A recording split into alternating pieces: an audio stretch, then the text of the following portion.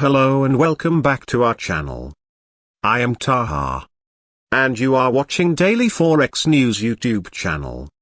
Hopefully you all will be fine. Let's start. Currency calm before the storm, investors hold tight as key data looms. Hey folks, buckle up for a currency roller coaster. But hold on tight, because it's a slow ride today. Major pairs are taking a breather in familiar ranges as investors wait with bated breath for this week's big economic reveals. Data drought leaves market thirsty, forget fireworks, the economic calendar's as dry as a desert this week. No high-impact releases to send currencies swirling.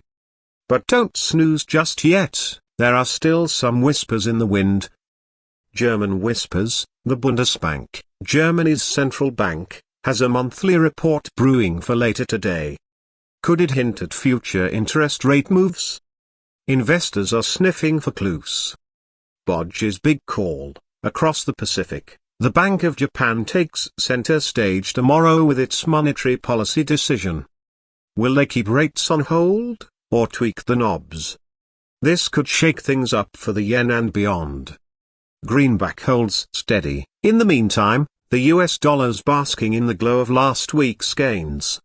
It's hovering comfortably above 103 on the US dollar index, like a sunbather on the beach of greenbacks.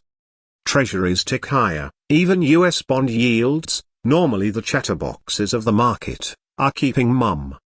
The 10-year Treasury yield is perched above 4%, but not making any dramatic moves. Stocks seek sunshine. But on the bright side, US stock futures are seeing a glimmer of hope.